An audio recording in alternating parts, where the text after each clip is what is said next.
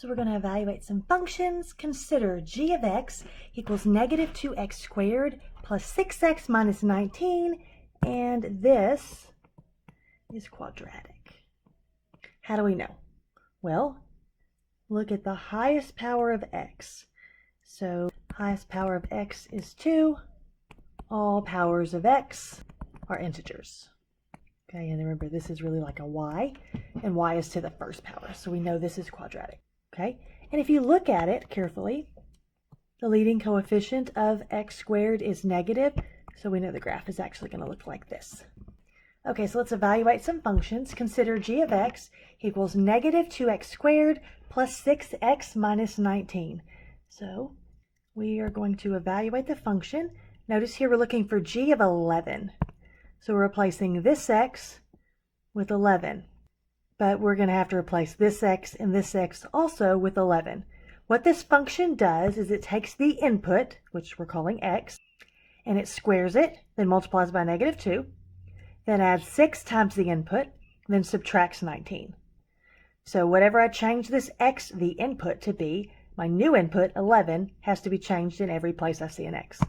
So this is negative 2 times 11 squared plus 6 times 11 minus 19. Negative 2 times the new input squared plus 6 times the new input minus 19. And then we clean it up. Be very careful. This is negative 2 times 11 squared. Think about your order of operations. We do the exponent first. 11 squared is 121. Okay?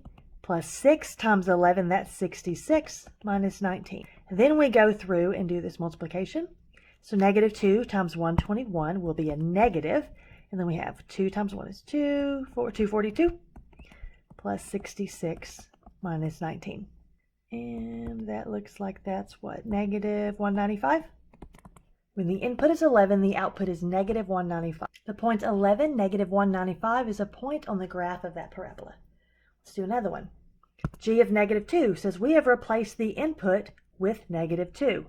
So whatever we do to the input, we're now going to do to negative 2. So usually we take the input and square it, then multiply by negative 2, then take the input times 6, add those up, and then subtract 9. So now we're going to do negative 2 times the new input, and we've replaced x with negative 2, so we have to do it here as well, squared, plus 6 times that new input, minus 19. Check it. This is like negative 2, the input squared, plus 6 times the input, minus 19. That's what this says, right? Replaced x with negative 2. So I've replaced every x with a negative 2. And then we clean it up. Again, be very careful. Order of operations says to do this first, because that's you're cleaning up an exponent. And then we're going to multiply by negative 2. Okay, so I'm going to go ahead and rewrite the negative 2. Negative 2. Negative 2 squared is 4. Okay, plus. We'll do 6 times negative 2. That's a negative 12 minus 19. So now we can say negative 8 minus 12 minus 19. So what is that? Negative 8 minus 12 is negative 20, negative 39. Okay, so again, when the input is negative 2, the output is negative 39. You can also say that the point negative 2, negative 39 is on the graph of the parabola. So that's what it means when you have numbers that are inputs. I'm going to go ahead and rewrite the function g of x here, so I don't have to scrolling back and forth. Negative 2x squared plus 6x minus 19. Okay, so what if we change the input into, instead of a number, let's call it k, g of k. So replace this x with k. I better replace this x and this x also with a k. We end up with negative 2 times k squared plus 6k minus 19. That's as far as you can go. That is simplified. Let's change the input again. Instead of an input of x, let's make the input m minus 1. So this is negative 2 times the new input, which is m minus 1, squared, plus 6 times the new input, m minus 1, minus 9. Now be very careful. Notice I used parentheses. You must use parentheses when you're evaluating a function and the input has more than one term with a plus or a minus. You must use parentheses. Okay, now we're going to clean this up. This is negative 2 times m minus 1 quantity squared. So be careful. M minus 1 quantity squared is really m minus 1 times m minus 1. If you are not comfortable with this, please write these side by side and FOIL. So we do the first times the first, we get m squared, and then the outer, we get negative m, inner, negative m, and the last, plus 1. This is m squared minus 2m plus 1.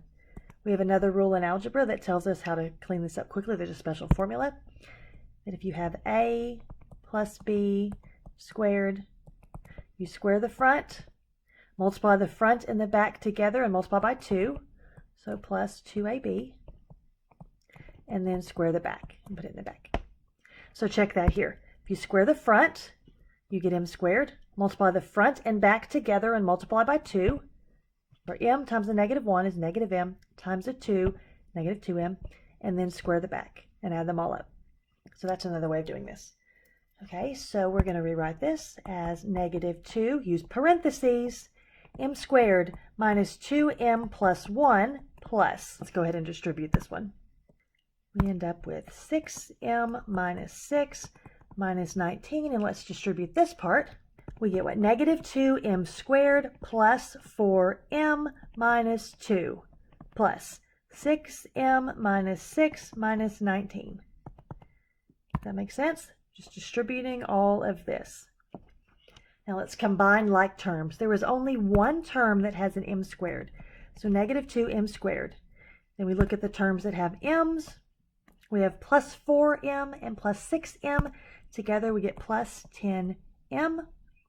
Okay, then we look at the other pieces, the constants. We have a negative 2, a negative 6, and a negative 19. And we end up with negative 27. Okay. Let's try another one. So again, I'm going to remind you what g of x was. G of x was negative 2x squared plus 6x minus 19. So we've replaced this x right here, the input, with 3x squared. So I better replace this x and this x also with 3x squared.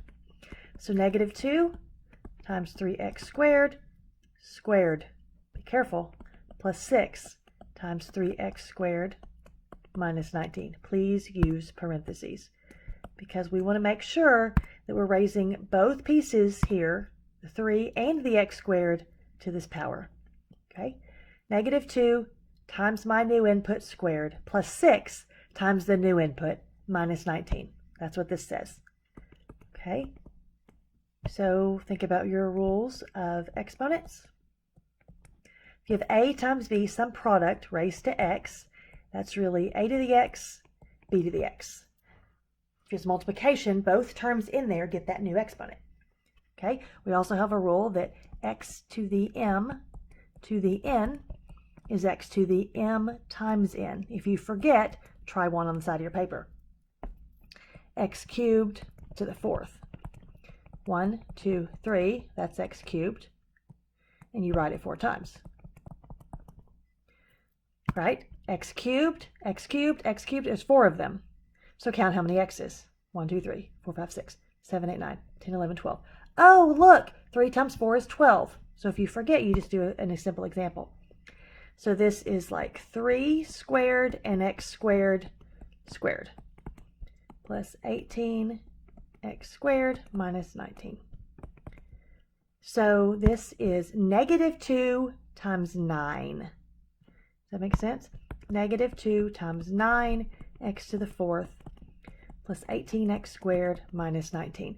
Now I have some students who get a little confused and they say this is 6 times 3 and 6 times x squared. This is a product, so there's no distributive property. You're just multiplying the numbers. Okay. So negative 2 times 9 is negative 18x to the 4th plus 18x squared minus 19.